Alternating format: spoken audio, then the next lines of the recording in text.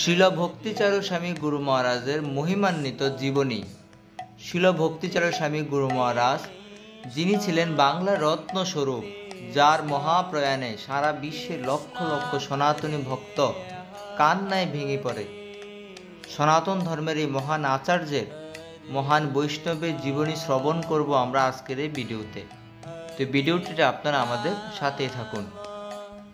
গীতা, ভাগবত আদি বিভিন্ন শাস্ত্রসমূহ সংস্কৃত ভাষা এবং ইংরেজি ভাষায় প্রকাশিত থাকার কারণে আমরা চাইলে সেই সকল গ্রন্থ অধ্যয়নের সুযোগ পেতাম না।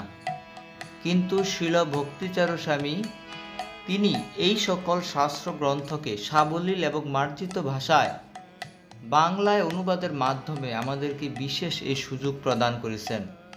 এই জন্য বাঙালি জাতি আমরা সব সময় শিল ভক্তিচারু স্বামী মহারাজের নিকট কৃতজ্ঞ থাকব। ভগবান শ্রীকৃষ্ণের অত্যন্ত প্রিয়জন শিল ভক্তিচারু স্বামী গুরু মহারাজ, যিনি কোমল হৃদয়ের অধিকারী, ভক্তি বিষয়ক শাস্ত্রের অভিজ্ঞ সংকলক, কৃষ্ণ ভাবনামৃতের সুচারু বক্তা, যার হৃদয় প্রেম ভক্তিরসে পরিপূর্ণ ও যার প্রাণ শিল প্রভুপাদে নিবেদিত, সেই ভক্তিচারু স্বামী গুরু মহারাজের চরণ কমলে সশ্রদ্ধ প্রণতি নিবেদন করে এই জীবনী কথা শুরু করছি। 1976 সালে শিল প্রভুপাদের হাজার হাজার বিদেশি শিষ্য শিষ্যা ছিল। তাদের মধ্যে বাঙালি শিষ্যের সংখ্যা ছিল জনা 30-এর মতো। সেই সব বাঙালি শিষ্যদের মধ্যে যিনি শিল প্রভুপাদের অপাকৃত কৃপার অধিকারী হয়েছিলেন, তিনি হচ্ছেন সকলের প্রিয় শিল ভক্তিচারু স্বামী গুরু মহারাজ। 1945 সালে 17 সেপ্টেম্বর বাংলাদেশের কুমিল্লা জেলার এক কায়স্থ পরিবারে তিনি জন্মগ্রহণ করেন। তার পিতা ছিল শ্রী কুমুদবন্ধু দাস ও মাতা শ্রীমতী চিন্ময়ী দেবী দাসী। ভগবানের কৃপায় এরূপ ভক্ত সন্তান লাভ করে সেই পিতা মাতা ধন্য হয়েছিলেন। পূর্বাশ্রমে তার নাম ছিল কিশোর দাস। 1970 সালে তিনি উচ্চশিক্ষা অর্জনের জন্য জার্মানিতে গিয়েছিলেন। জার্মানিতে থাকাকালীন সময়ে বৈদিক সাহিত্য সমূহের সান্নিধ্যে এসে তিনি ভারতীয় আধ্যাত্মিক ঐতিহ্যের পূর্ণ সমৃদ্ধতা বিষয়ে হৃদয়ঙ্গম করেন। ঐকান্তিকভাবে পারমার্থিক পথ অনুসরণ করার বাসনায় 1975 সালে তিনি ভারতে ফিরে আসেন। বিস্তারিতভাবে বৈদিক শাস্ত্রসমূহ অধ্যয়ন করার পর সঠিক পারমার্থিক পথে তাকে পরিচালিত করতে পারেন এমন একজন গুরুদেবের প্রয়োজনীয়তা সম্বন্ধে তিনি সচেতন হলেন। কিন্তু 1 বৎসর ধরে অন্বেষণের পরেও তিনি এমন একজনও পারমার্থিক গুরু খুঁজে পেলেন না, যার কাছে তিনি নিজেকে পূর্ণভাবে সমর্পণ করতে পারেন। তিনি যখন তার গুরুদেব প্রাপ্তির আশা প্রায় ত্যাগ করেছিলেন, ঠিক সেই সময়ে ইসকনের প্রতিষ্ঠাতা আচার্য শিল অভয় চরণারবিন্দ ভক্তিবেদান্ত স্বামী প্রভুপাদের দ্য নেক্টার অফ ডিভোশন, যেটি ভক্তি রসায়নিত সিন্ধু নামে পরিচিত, সেই গ্রন্থের সংস্পর্শে আসেন। সেই গ্রন্থের বিষয়ের ও লেখনীর গভীরতায় মুগ্ধ হয়ে তিনি উপলব্ধি করতে পারলেন যে পথ এবং যে গুরুর সন্ধান তিনি করেছিলেন তাকে তিনি পেয়েছেন। তিনি শিল প্রভুপাদের আরও গ্রন্থগুলি গভীর মনোযোগের সঙ্গে পাঠ করতে লাগলেন। যতই তিনি শিল প্রভুপাদের গ্রন্থাবলী পাঠ করছিলেন, ততই শিল প্রভুপাদের প্রতি তার বিশ্বাস প্রগাঢ় হচ্ছিল। তারপর তিনি শিল প্রভুপাদের সঙ্গে সাক্ষাতের জন্য সিধা মায়াপুরে আসেন। কিন্তু শিল প্রভুপাদ তখন আমেরিকায় ছিলেন। তাই তিনি মায়াপুরে ইসকনের ভক্তগণের সঙ্গে যোগদান করে ভগবানের সেবায় নিজেকে আরও ঐকান্তিকভাবে নিযুক্ত করে শিল প্রভুপাদের ভারতে ফিরবার অপেক্ষা করতে থাকেন। অবশেষে 1976 সালের শেষ দিকে শিল প্রভুপাদ ভারতে ফিরে এলে শিল প্রভুপাদের সঙ্গে তার প্রথম সাক্ষাৎ হয়। প্রথম সাক্ষাতে শিল প্রভুপাদ তার সুপ্ত প্রতিভা ও ভক্তিভাবের কথা উপলব্ধি করে তাকে কাছে টেনে নিলেন। তিনি শ্রীমান কিশোরকে কৃষ্ণ ভাবনার অমৃত পান করালেন এবং তার গ্রন্থ বাংলা ভাষায় অনুবাদের দায়িত্ব প্রদান করলেন। সেই সঙ্গে শিল প্রভুপাদ তাকে ভারতীয় বিষয়ে তার ব্যক্তিগত সচিব পদে নিয়োগ করেন। 1976 সালে শিল প্রভুপাদ শ্রীমান কিশোরকে আনুষ্ঠানিকভাবে দীক্ষা দেন। তার দীক্ষিত নাম হয় শ্রী ক্ষীরচোরা গোপীনাথ দাস।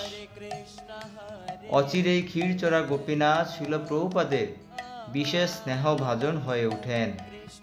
শিল প্রভুপাদ দেখলেন ক্ষীরচোরা গোপীনাথ অত্যন্ত নিপুণতার সঙ্গেই গ্রন্থগুলো বাংলা ভাষায় অনুবাদ করে চলেছেন। তখন তিনি তাকে আদেশ দিলেন তার রচিত সমস্ত ইংরেজি গ্রন্থগুলি যেন বাংলা ভাষায় অনুবাদ করে সাধারণ মানুষের মধ্যে বিতরণ করা হয়। শ্রীমান গোপীনাথ সেই কার্য শিরোধার্য করে নিলেন এবং সব্যসাচীর মতো তার দুহাত শিল প্রভুপাদের নির্দেশাধীনে শ্রীকৃষ্ণ সেবায় পরমাগ্রহে নিয়োজিত থাকলেন। 1977 সালে শ্রীমান গোপীনাথ শ্রীধাম বৃন্দাবনে শিল প্রভুপাদের কাছ থেকে সন্ন্যাস প্রাপ্ত হন। শিল প্রভুপাদ তখন তাকে নাম দেন শ্রীমৎ ভক্তিচারু স্বামী মহারাজ। তার সুষ্ঠু ও সৃজনশীল প্রচারের বৈভব আজ বিশ্বের দিকে দিকে পুষ্প সৌরভের মতোই মনোরমভাবে ছড়িয়ে পড়েছে। তিনি একমাত্র প্রথম বাঙালি যিনি ইসকনের গভর্নিং বডি কমিশনের চেয়ারম্যান পদে নিযুক্ত হন। তার সুদক্ষ ও সুপরিচালনায় ইসকনের নতুন নতুন মন্দির ও আশ্রম গড়ে উঠতে শুরু করে। 1996 সালের শ্রীমৎ ভক্তিচারু স্বামী মহারাজ তার পরমারাধ্য গুরুদেব শিল অভয়চরণারবিন্দ ভক্তিবেদান্ত স্বামী প্রভুপাদের জীবন নির্ভর এক ভিডিও চলচ্চিত্র অভয়চরণ নির্মাণে বিশাল কার্যক্রম গ্রহণ করে তা সমাপ্ত করেন। এই ভিডিও চলচ্চিত্রটি সারা বিশ্বে প্রদর্শিত হয় এবং সেই সঙ্গে ভারতীয় দূরদর্শন থেকেও ধারাবাহিকভাবে সম্প্রচারিত হয়। 2006 সালে শ্রীমৎ ভক্তিচারু স্বামী মহারাজ মধ্যপ্রদেশের উজ্জয়িনীতে একটি সুন্দর মন্দির নির্মাণ করেন। অসাধারণ মার্বেল পাথরের মন্দিরটি উদ্বোধন করা হয় মাত্র 10 মাসেরও কম সময়ে। সেই মন্দিরেই শিল ভক্তিচারু স্বামী পরিচালিত উজ্জয়িনী ইস্কন মন্দিরে 23,000-এরও বেশি স্কুল শিশুকে খাওয়ানো হতো এবং এই খাওয়ানোর প্রকল্পটি সুবিধার্থে ভক্তিচারু স্বামী একটি 6,000 বর্গফুটের রান্নাঘর তৈরি করেছিলেন। তিনি অন্নামৃত ফাউন্ডেশনের চেয়ারম্যান ছিলেন, যে সংস্থাটি ইসকনে মধ্যাহ্নভোজ অনুষ্ঠান পরিচালিত করত এবং সারা ভারত জুড়ে 1.7 মিলিয়ন শিশুকে খাওয়ানো হতো। 2013 সালে তিনি পানিহাটির পশ্চিমবঙ্গে নতুন একটি ইসকন মন্দির তৈরি করেন, যেই মন্দিরটি সনাতন গৌড়ীয় বৈষ্ণব ঐতিহ্যের এক পবিত্র স্থান। ভগবান নিত্যানন্দ প্রভু রঘুনাথ দাস গোস্বামীকে সেই পবিত্র স্থানে দণ্ড প্রদান করেছিলেন। 2014 সালে তিনি উজ্জয়িনীতে ঐতিহ্যবাহী এবং খাঁটি আয়ুর্বেদিক আরোগ্য নিকেতন প্রতিষ্ঠা করেছিলেন। একই বছরে তিনি আর্থ ফোরামে যোগ দিয়েছিলেন এবং বিশাল শ্রোতাদের কাছে আধ্যাত্মিকতার উপর বিশ্বব্যাপী মূল বক্তব্য প্রদান শুরু করেছিলেন। তিনি বিশ্বের শীর্ষস্থানীয় ব্যবস্থাপনা এবং প্রকৌশল ইনস্টিটিউট MIT বোস্টন, IIM এবং IIT প্রধান বক্তা হিসেবে উপস্থাপনা করেছেন। তিনি যুক্তরাজ্যের একটি শীর্ষস্থানীয় হিন্দু দাতব্য সংস্থা আই ফাউন্ডেশন প্রতিষ্ঠা করেন।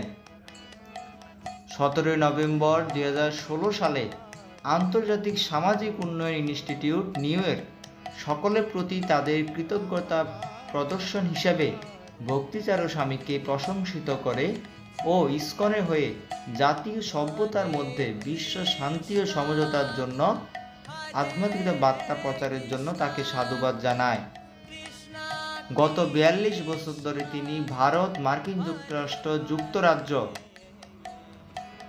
পশ্চিম ইউরোপ, দক্ষিণ আফ্রিকা, সংযুক্ত আরব আমিরাত, দক্ষিণ পূর্ব এশিয়া এবং অস্ট্রেলিয়া জুড়ে ভ্রমণ এবং ধর্ম প্রচার করেন।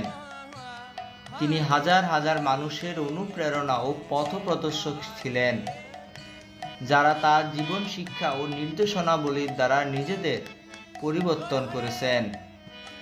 বিশেষ করে বাংলাদেশ এবং ভারতে শিল ভক্তিচরণ স্বামী গুরু মহারাজের রয়েছে হাজার হাজার শিষ্য।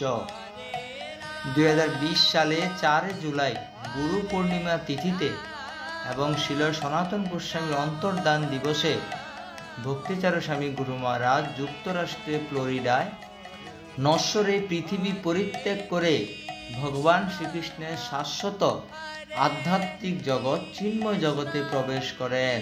শিল ভক্তিচরণ স্বামী গুরু মহারাজ কি জয়।